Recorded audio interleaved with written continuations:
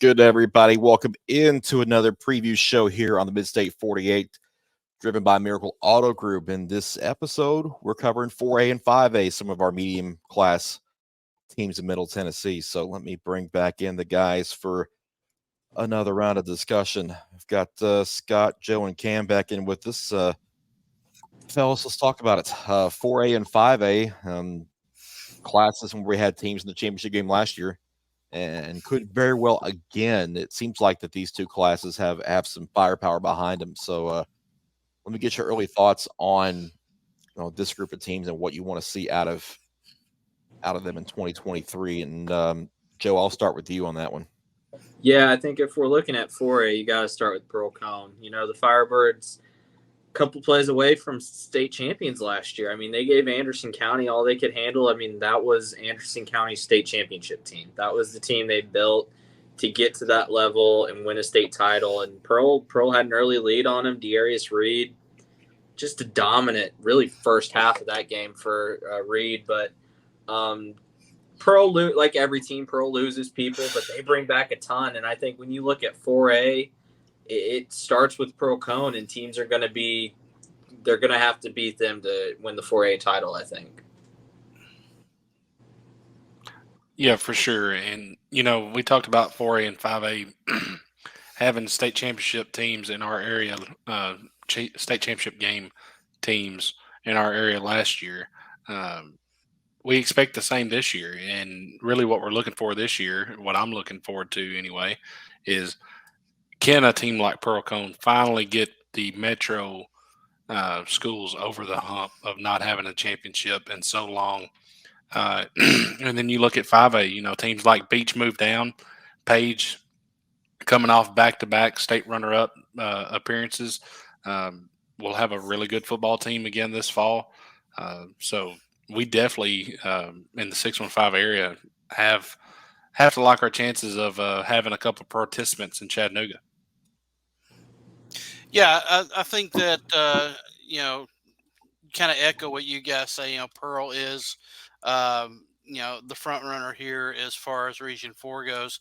But, with some movement around and some newcomers into some of these regions, I think we set up for some drama in some of the other regions. That's going to be really interesting to see. Well, let's get right into some of those regions. We'll start in 4A, out toward the Upper Cumberland area where we've got Region 4, DeKalb County and Macon County. Their region didn't change a whole lot. White County joins them, but that region mostly stays intact. But it's intriguing because we talk about Upperman was the region champion, and then Macon County had a shot at winning this region last year, but lost a tiebreaker due to a loss against Smith County, which wasn't even a region game, but it cost them a region title. So that's how close they were, and it seems like this region is still pretty competitive. Yeah, I think this region really is quite competitive. Upperman, you tend to lean that way just because they were the champions from last year. Macon County's got some turnover at some key positions, including quarterback, that they've got to answer.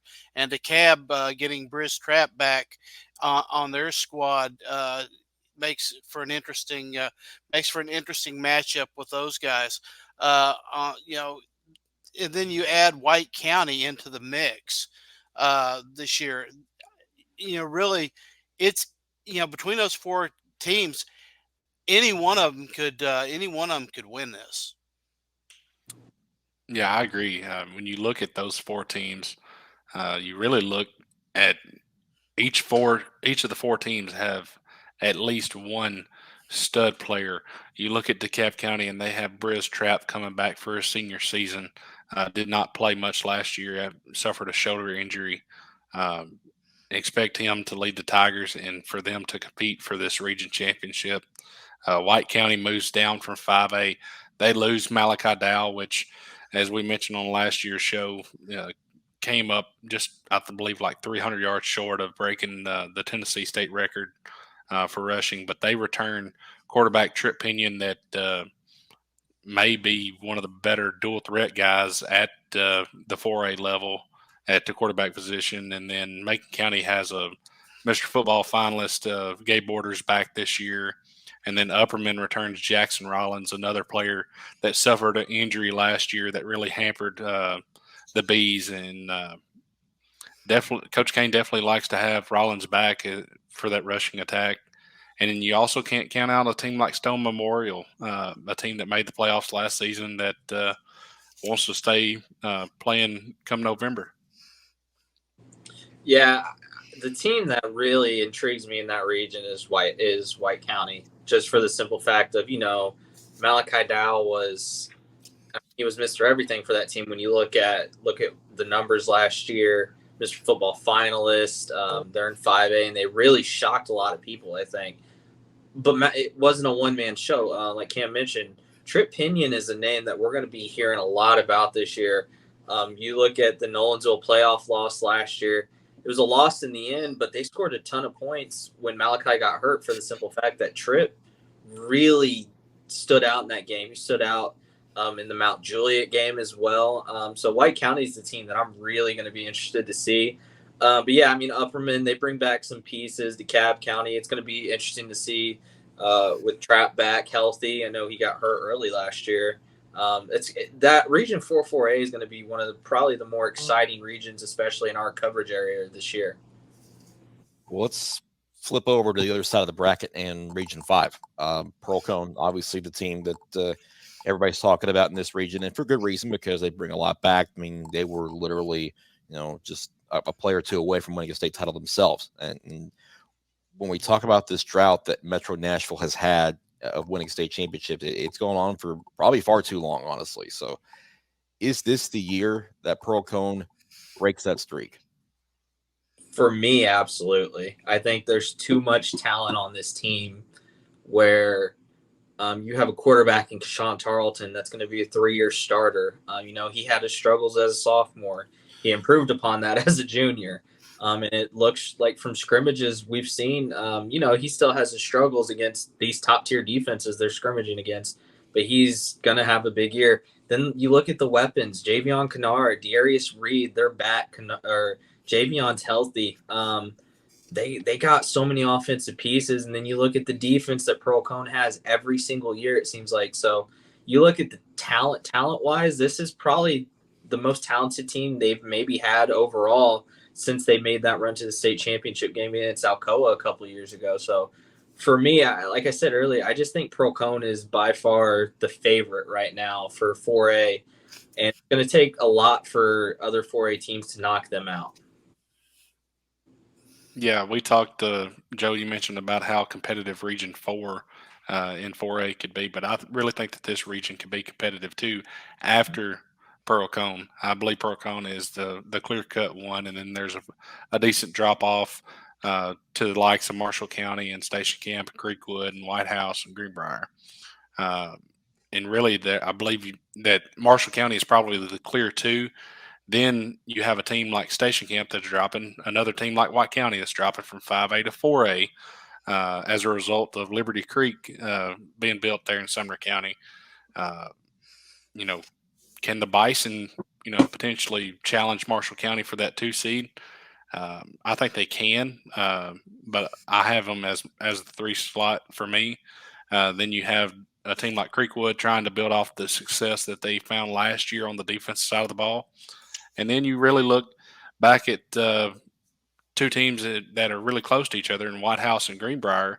That's 2 teams that, are going to have to win 3 region games to make the postseason. So can either of those teams do it? Yeah, we talk about Pearl, and Joe brought up all the weapons. Gracion Beach on the defensive side, the linebacker there, definitely a weapon. Pearl's got as complete a team as I think they've had, and for that reason, they are, and rightfully so, the favorite in Region 5. But I want to kind of see what look around, because I think there's going to be a Donnybrook for the 2nd through 4th position for sure. I do like Marshall County and their senior quarterback Silas Teat, 1,600-yard passer.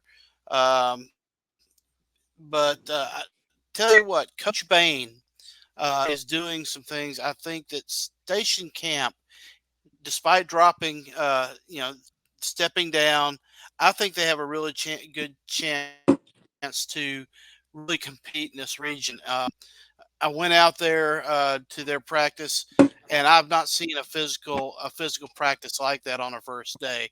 I really think that the kids and energy out there is really good. So I'd look for them to be somewhere in that mix along with White House. I think that White House and Creekwood are, when those guys match up, that's going to be a fight for fourth.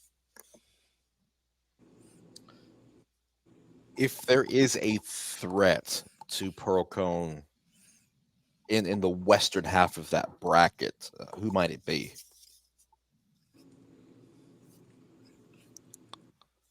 I would have said Haywood, but Coach Smith leaves to go to Bartlett, and then the starting quarterback there in Cordero Walker transfers to Germantown.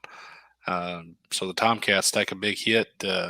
Still think that they're probably the team that Pearl may see come semifinal time. But the road got a lot easier with those changes at Haywood. I would 100% agree with that. I just think you look at the West region, Haywood's kind of run that for a while now, honestly. And they lose Cordero, they lose Coach Smith, but year in and year out, the Tomcats always have just a great amount of athletes and great football player. I mean, they're a great team. I was at Jackson for a little bit, and they were the top team out there, and they still are. But the fact that Pearl-Cohn went out to Haywood last year and beat one of Haywood's best ever teams, arguably, and then in the semis this year, they would get a host that Haywood team without their best player. I just think Pearl would be a heavy favorite in that type of match. Yeah, I agree. I think that Haywood would be a team to look at. I'm going to go in a little bit different direction. I think Lexington may be a team that could surprise out of that west side of the bracket. But looking at all these teams, it's really conjecture. I think that Pearl, if they can maintain discipline and just stay with what Coach Brunetti is teaching, that they should not. There's no reason why they shouldn't end that Metro streak. It's also funny too. Now we talk about East Nashville in the last episode because they've got to go on the road for most of the season before they get their turf field in. Pearl-Cohn's getting turf as well. They're going to be on the road the first couple of weeks. Hopefully, they'll be back on home turf for them by week 3, pun intended. And when they get that turf down, that's going to be a fun show to see because we all know how fast that team is. There's a lot of track stars on that team, and a faster surface is just going to make it even more dangerous. That's something certainly to watch out for in 4A at this point in the preseason and getting into the regular season as well. Pearl opens with NBA and CPA first couple of weeks, and it feels like get by those 2 weeks and relative health is probably got to be the key for them. Right. I think. I would agree. Yeah. Well, before we go any further, I want to make sure and give a thanks to our sponsors at Miracle Auto Group because they are back on board for the second consecutive year as sponsors of the Midstate 48. It is preview week here on the show, August 7th through 10th, and our weekly preview shows will return on August 16th on Wednesday nights, and maybe some more surprises along the way. They're also sponsoring our Player of the Week awards as well, and we'll have some more on that very, very soon. But we obviously want to thank Miracle Auto Group for their support for the second year on this show and for Player of the Week awards as well. So great guys out there, the Galvin family out there in Gallatin. Go check them out. And you might see Cam there every now and then too. They're also, and I don't know, and forgive me, Chris, but I'm sure you mentioned it that they are sponsoring the name sponsor for both the preseason showcases this year. Are you wagging your finger at me because I did? Because You did catch it. You did catch it. Very good catch there. They are the other big sponsor for our preseason showcase jamborees coming up this Friday at Oakland and at East Robertson. Check our social medias for those schedules. We'll also have those out a little later this week as well. Should be a great night for football at both places. We'll be out there in full force covering those. And Chris, if I'm not mistaken, the tickets for East Robertson are available at the game, at the ticket booth, and for Oakland, are they same at Oakland? Yep. Okay, yeah, outstanding. and they're $10 at both places. So what a value! Yeah, so what a value! For yep, these good value for a lot of good football teams. 22 in total. It's going to be a great night. Yeah. All right, so let's jump into some 5A discussion, and I think this may be the class that may have the most intrigue, just because it may be harder to figure out than anybody else. Page was in the championship game for the second straight year last year. It didn't work out for them, but they still return a pretty strong unit. Owensville had some drop off as far as graduation was concerned. The biggest thing, really, Beach drops down to 5A from 6A after being in the championship game last year in 6A. So that kind of throws another wrinkle into this whole discussion. So we'll start there. Beach, Page, I mean, is there a clear-cut favorite here, or is it going to be kind of a battle royale type deal? Well, I think it'll be a battle royale type of deal between those guys. You got two runner-ups that possibly could be facing late in the playoffs. What a matchup that's going to be. Region 6 is, it's really convoluted. It really is difficult to pick. But Page, just with their stout offensive linemen and with Coach Rathbone's coaching ability, it's hard not to see them succeeding at that level. Ronan O'Connell leading the way as offensive lineman. I think that they're just going to dominate in the trenches and do what they do best, which is push people around. Beach, same way. I mean, I think that they are talented beyond measure. It's going to be really interesting to see how these wind up. Yeah, I agree. And as a 615 media person, I'm extremely excited about the possibilities of a semifinal matchup between those two teams. Not only because of what type of teams they are, but the coaching matchup of Coach Rathbone versus Coach Crabtree. I believe that could be a very interesting matchup with the physicality that both coaches demand from their teams. Beach, welcome to 5A football, Caden Powell. He's a transfer from Smith County High School, where he started last year as a freshman and had nearly 30 touchdowns as a freshman, and can throw the ball. He's a big kid. He's about 6'3", about 230 pounds. He's a Kentucky baseball commit, just a good athlete. Definitely brings a little bit of dual threat and a little bit of physicality to the quarterback position for Beach. But Beach really is going to Beach's downfall, or question mark, I guess you would say, to start the year, is their line play. They lose quite a bit on the line compared to last year, where Page returns those guys. Skill-wise, I think Beach has the advantage. Line play-wise, I think Page has the advantage. So, again, super exciting matchup. But you also can't count out teams like Henry County.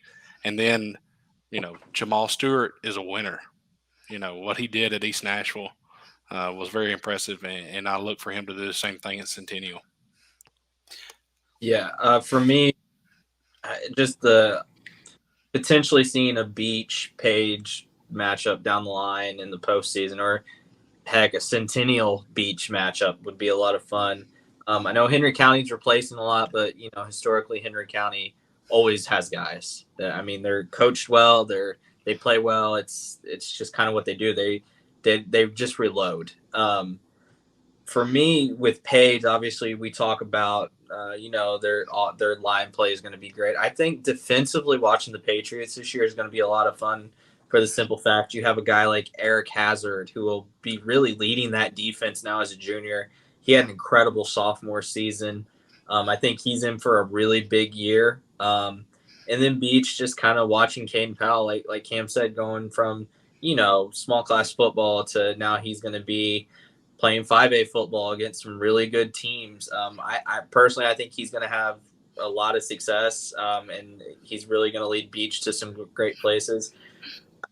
5A football is just going to be a toss-up this year, I think, all over the state and especially here in Nashville. One thing I would have to say, and is that you look at these regions, whoever comes out of Region 6, it's going to be tough. They're going to face a test, whether it's Centennial or Hillsboro, Nolensville, Page, James Lawson in their first year. Anybody who comes out of this is going to be tested and ready. And the same thing on the other side in 7, Beach, Hendersonville, Henry County, Springfield. These are all teams that are tough outs. And I think that, whichever teams emerge out of this are going to be tough to beat when it comes to the championship games. Yeah, a thing to note about Region 7 in Class 5A, you definitely want to be in that one line when it comes to this region. You don't want to be number 2 because you would have to go on the road in that second round potentially and have to go out to Memphis and face a team out there. If you can get a region title and avoid that travel, you're often better off for it. So now we've looked at this area, guys. 5A East Tennessee has had a stranglehold on that for the last few years. Is it that way again, or is this truly a championship toss-up this time? For me, it's a toss-up. I just think you look at what we talk about, what we lost here 5A last year. I mean, East Tennessee, it's the same. I know Knox West, the defending champions, one of the best public schools in the state, regardless of class last year. I mean, that team was loaded. They lost a ton. I think Knox Central is going to be right in the mix. I think Powell will be in the mix. It's going to be really interesting. 5A, we'll get to it eventually with the Division II teams. There's going to be some fun, especially in D2 AAA. 5A is going to be really fun, and there's going to be a lot of uncertainty with who the favorites are. Yeah, I agree. But it just seems, I believe, as you said, Chris, East Tennessee has had a stranglehold over 5A, but it's hard to say that anything changes because I believe in the last couple of years, we may have been looking at one team out in East Tennessee. Like last year, it was Powell. Jaden Potts goes down early, and then all of a sudden, Knox West is undefeated, and they've beaten Maryville, and they've beaten Alcoa, and it's Knoxville just always has a 5A team show up and win a gold ball. It seems like so. Until that changes, you'd have to probably lean that way. But I believe this may be Middle Tennessee's best chance to getting the gold ball back to the 615. Yeah, I would agree with that. I think you're right.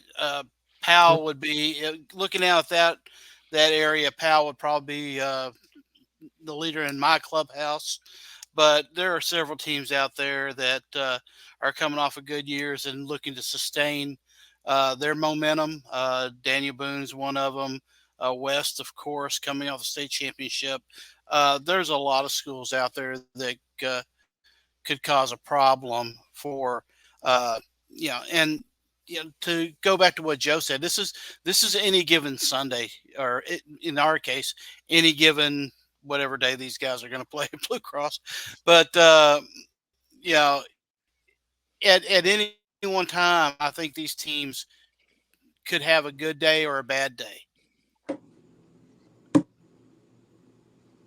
Yeah, and certainly we've seen that in the last couple of years with certain instances. I think a team like Nolensville, who went into a quarterfinal game against Page unbeaten and kind of had some mistakes and had to end their season. And Nolensville and Page put on two really good ball games last year, and Nolensville lost a lot to graduation. So it'll be interesting to see how they bounce back from that. Now I'm looking at, and we mentioned James Lawson, the artist formerly known as Hillwood, now their first year over in Bellevue. We'll see how they do under Brian Lilly, who was the defensive coordinator at Brentwood Academy. Only those of you for a certain age would get that joke, but either way, that region's going to be intriguing top to bottom, just because it is Centennial, Page, and then Nolensville probably three, and then that fourth spot's up for grabs when you're like Hillsboro and James Lawson, and then Glencliffe's in there as well. We talk about the Metro teams. Glencliff has just been down on its luck lately. They're trying to turn the corner, but it's been difficult for them in the last however many years. What is it going to take for a program like Glencliff to get back to any sort of sustained success, Joe? I mean, what do you see out of that? Is there any real is there direction forward for them really? I think time. It's just hard. So certain teams have the resources, and certain teams have the player. It's just one of those situations where they're in a rough spot, and only time can tell. Some schools just go through rough patches, and they're just kind of in one of those. But it's high school football. You can never count anybody out. Teams have incredible turnarounds. I mean, you look at White County. We talked about them earlier. A couple of years ago, there was talks of them potentially disbanding the football team. Last year, they made the postseason. They made a heck of a run. This year, they could do the same. So you never really know. It's just one of those situations where they're in a rough patch now, and in maybe 3 to 5 years, they could be turning around, competing for region titles. Yeah, you mentioned White County. White County was an independent schedule and wasn't even playing in a region 2 years ago. And then all of a sudden, they had that run with Malachi Dowell, and now people are talking about them again. So, I mean, yeah, to me, it's a combination of a couple things. You got to have a good, strong leader at the head coach position, one that the administration puts time and patience in and support in. And really, it just takes time. I mean, we see programs like Maplewood and Antioch struggle with the same thing. Antioch is actually a program that is starting slowly to build their numbers back up. And with those numbers go up, they're going to become more competitive. So it just takes time getting the right person in charge, and supporting that person as an administration is massive. Yeah, that to me, it's just a combination of multiple things. And of course, you always have to have a little bit of talent, but a school the size of Glencliff, there's kids walking the halls that are talented enough to win football games on Friday nights.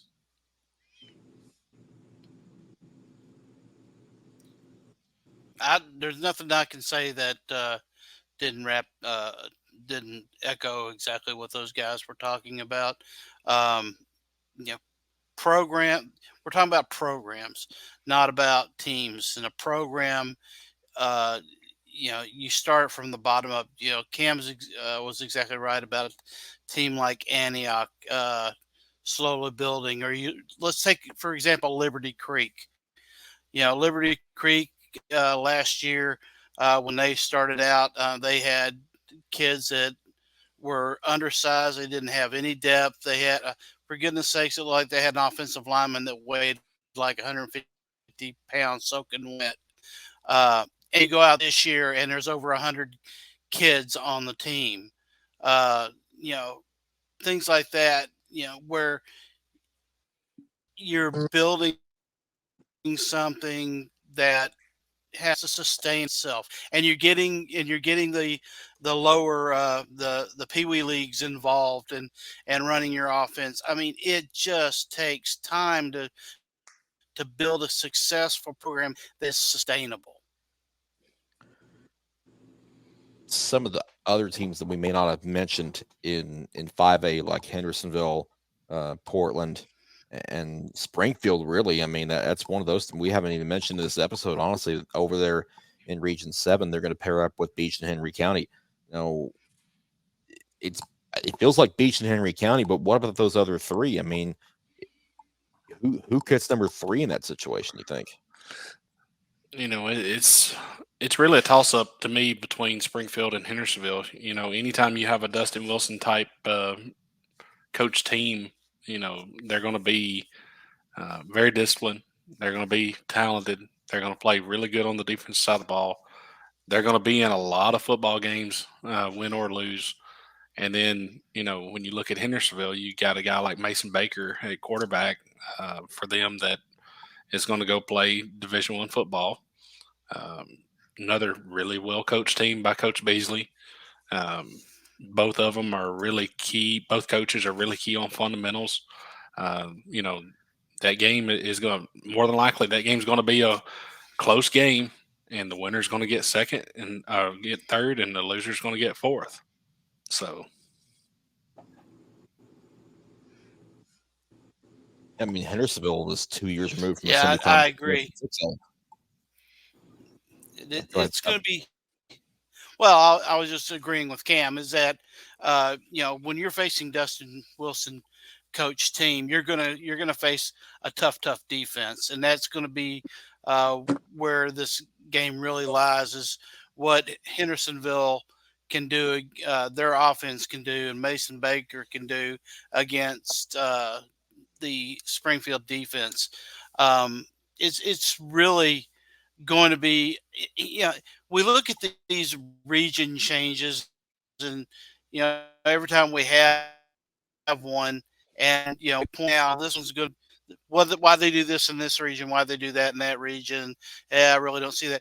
But one thing this change has made this year is it's really made for some really, really good matchups and really intriguing storylines, and this is one of them.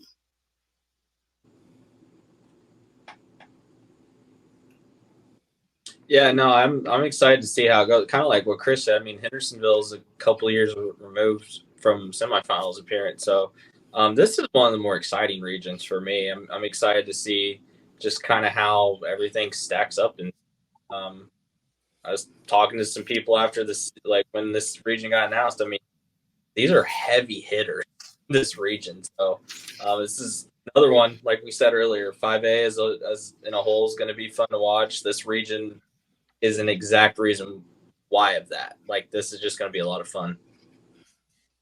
Yeah, and we're going to have a lot of fun keeping up with these two classes. 4A and 5A are going to pack a punch this year, and it's going to be a fun season following these teams. And let's see if we can get somebody back to Chattanooga for another shot at a gold ball.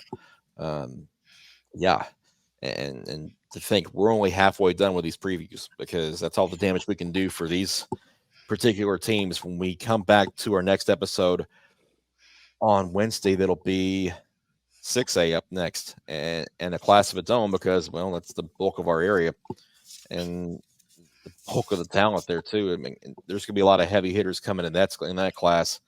So make sure you stay tuned for that. And then on Thursday, we'll follow it up and finish up our previews with Division II. And then on Friday, they'll lace them up in the preseason showcase at Oakland and East Robertson. And make sure you get out to those. $10 to get in, and several hours of football for you to take in on a Friday night. And then next week, we throw them on for real. Well, folks, that's all the time we got for in this preview edition of the Midstate 48, powered by Miracle Auto Group. For Cam Reed, for Joe Spears, for Scott Burton, I'm Chris Brooks. We will see you next time and get you ready a little bit more for the 2023 season. So long, everybody.